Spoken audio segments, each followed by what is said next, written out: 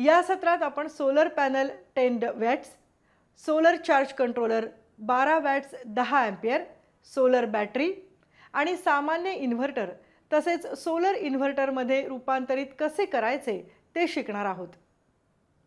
या सत्राच्या शेवटी तुम्ही पुढील मुद्दे जाणून घेऊ शकाल।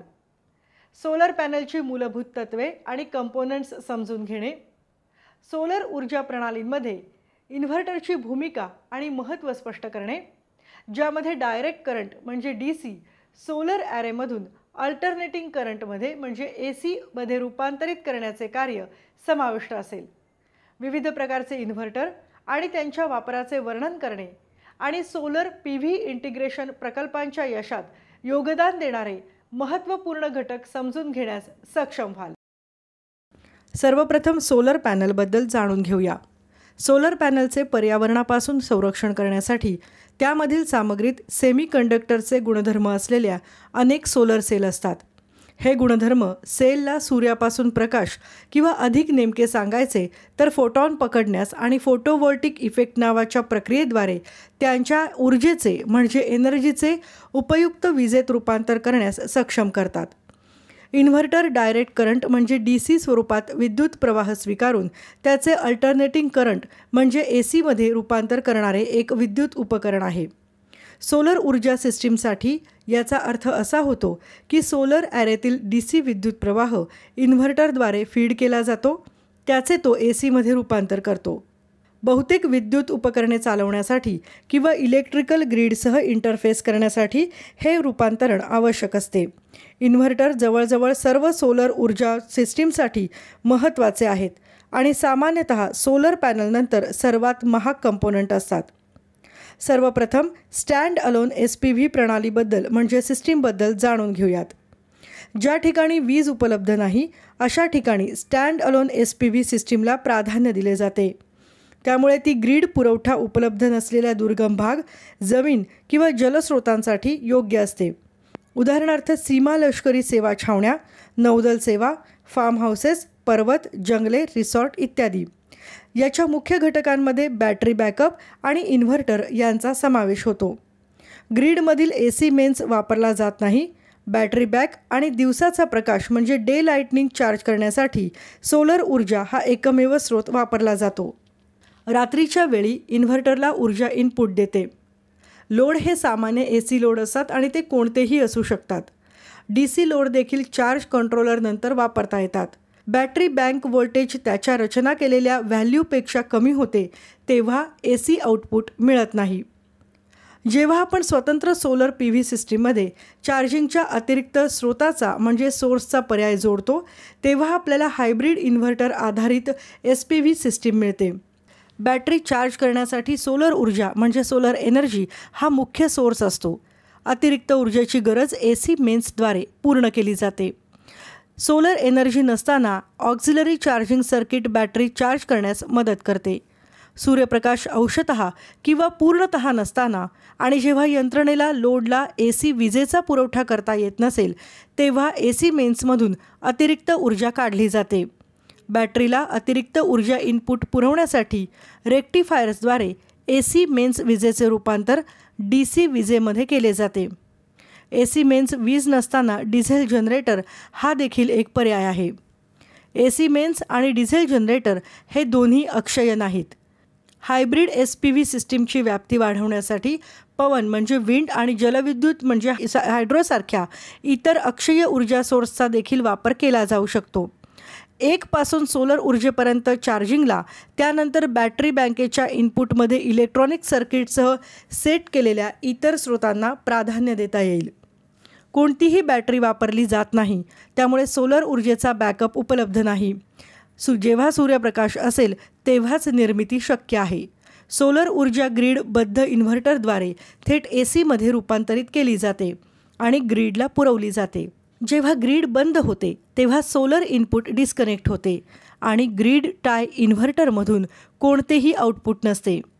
लोड इन्व्हर्टर आउटपुट सामायिक करतो जेणेकरून उर्वरित ऊर्जेचा ग्रीडला पुरवठा केला जाईल।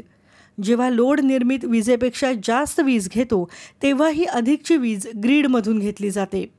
ग्रीड इनपुट पॉईंटमधील सामान्य AC एनर्जी मीटरची जागा युटिलिटी मीटर घेतो. त्याला बाय डिरेक्शनल ऊर्जा मीटर असेही म्हणतात, जेणेकरून ग्राहकाला विजेचा निव्वळ वापर करता येईल. या प्रकारामुळे ग्राहकाला वीज उत्पादक म्हणून परवानगी मिळते आणि सरकार त्यासाठी पैसे देते. त्यामुळे इन्स्टॉलेशनपूर्वी शासनाची योग्य ती मंजुरी घेणे आवश्यक आहे. हे off grid battery backup SPV प्रणाली आणि ऑन ग्रीड किंवा ग्रीड टाईप SPV प्रणालीचे संयोजन आहे. त्यामुळे त्याचे दोन्ही फायदे मिळतात. जेव्हा ग्रीड वीज उपलब्ध असते तेव्हा हे ऑन ग्रीड सिस्टीमसारखेच कार्य करते. जेव्हा ग्रीड बंद होते तेव्हा सोलर ॲरे कनेक्शन बदलून हे ऑफ ग्रीड सिस्टीमसारखे कार्य करेल. ऑन ग्रीड सिस्टीमच्या लोड एंडवरील ऑफ ग्रीड सिस्टीम देखील असाच परिणाम देते. ग्रीड इंटरॅक्टिव्ह सोलर सिस्टीम सूर्यप्रकाशाच्या अमर्याद ऊर्जेपासून प्रदूषणविरहित ऊर्जा निर्माण करते. ग्रीड इंटरॅक्टिव्ह इन्व्हर्टर पवन म्हणजेच विंड किंवा जलविद्युत म्हणजे हायड्रोसारख्या इतर अक्षीय स्रोतांचा देखील वापर करू शकतात. जेव्हा सूर्यप्रकाश असतो तेव्हा PV सिस्टीम त्याच्या deep cycle solar battery charge करते आणि इन्व्हर्टरद्वारे सर्व अतिरिक्त प्रदूषणरहित वीज विद्युत ग्रीडमध्ये फीड करते. रात्र असताना सोलर ऊर्जा नसल्यास ही यंत्रणा विजेच्या ग्रीडमधून वीज काढू शकते. वीज पुरवठा खंडित झाल्यास किंवा आपल्या घराच्या किंवा व्यवसायाच्या विजेच्या गरजा भागवण्यासाठी इन्व्हर्टर सोलर पॅनल आणि बॅटरीमधून स्वच्छ ऊर्जा खेचतो. अशा वेळी ती एक स्टँड अलोन सिस्टीम असते. अक्षय ऊर्जा तयार करण्यासाठी ग्रीड इंटरॅक्टिव्ह फोटोव्हॉल्टिक म्हणजे PV सिस्टीम सोलर ऊर्जेचा वापर करते, जी वीज पुरवठा खंडित झाल्यावर बॅटरी चार्ज करते आणि विद्युत ग्रीडमध्ये वीज फीड करते. ग्रीड टाईड सिस्टीम विजेच्या ग्रीडमध्ये हरित म्हणजे ग्रीन एनर्जी भरतात, परंतु ग्रीड टाईड सिस्टीम विजेच्या ग्रीडमध्ये हरित ऊर्जा म्हणजे ग्रीन एनर्जी भरतात, परंतु ग्रीड रिकामी होत असल्यास त्यांना ते थांबवावे लागते. टाईड सिस्टीम्सना ग्रीडमध्ये ग्रीन एनर्जी पुरवण्यासाठी क्रेडिट आणि प्रोत्साहन मिळते, परंतु ग्रीड वीज उपलब्ध नसताना ते स्वतःच्या वापरासाठी ऊर्जा तयार करू शकत नाहीत.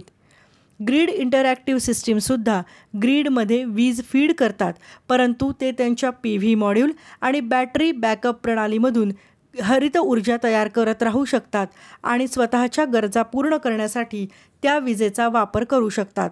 सुरुवातीला एकत्रीकरणाची चर्चा करूयात. 3 MW प्लॅन्टची प्रत्येकी एक MWच्या 3 स्वतंत्र विभागांमध्ये विभागणी केली आहे. प्रत्येक सेगमेंट प्रत्येकी 250 किलोवॅट्सच्या 4 इन्व्हर्टरनं सुसज्ज आहे आणि एक LT पॅनल तयार करण्यासाठी एकत्रित करण्यात आले आहे.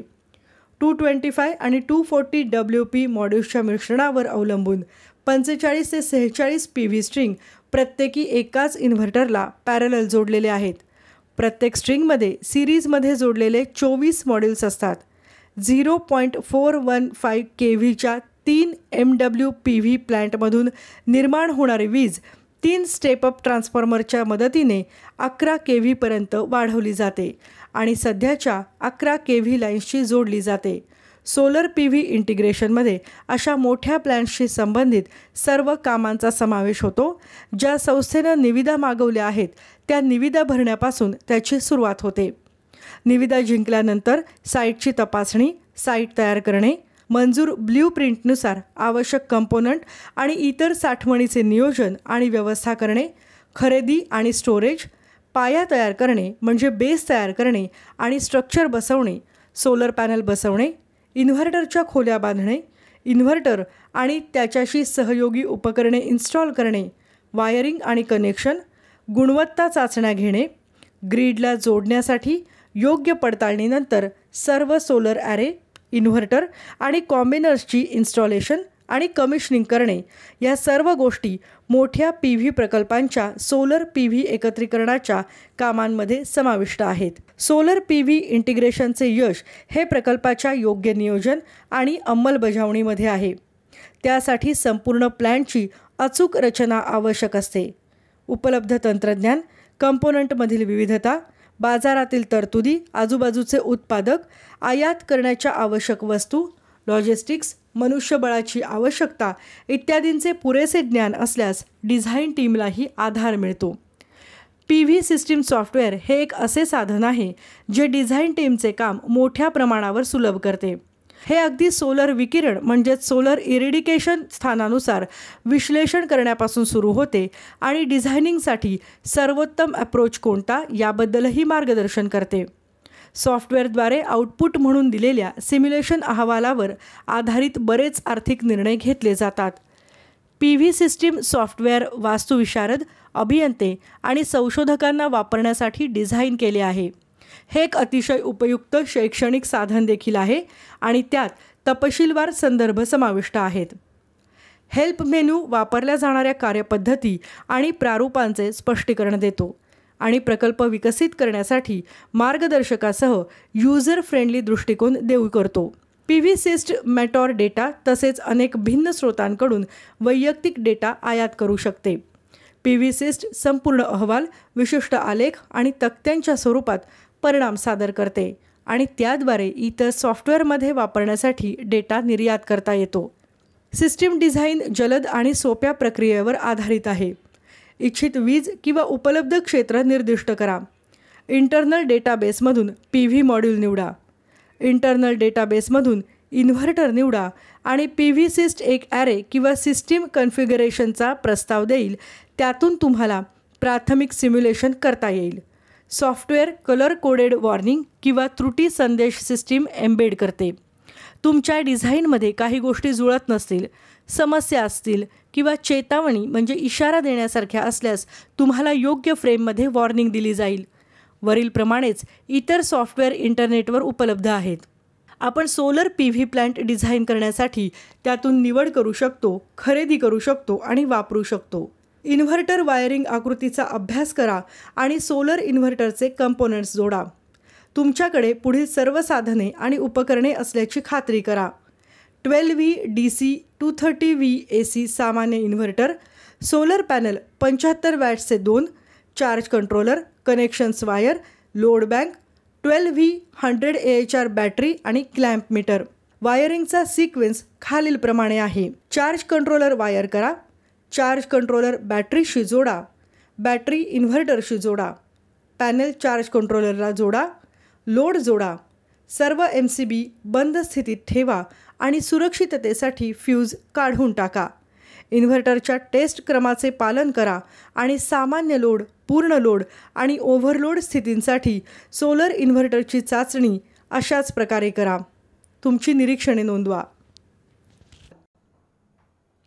आता आपण solar panel 10 watts, solar charge controller 12 watts 10 ampere, solar battery आणि सामान्य इन्व्हर्टर आणि सोलर इन्व्हर्टरमध्ये रूपांतरित कसे करायचे या सत्राच्या अखेरीस पोहोचलो आहोत.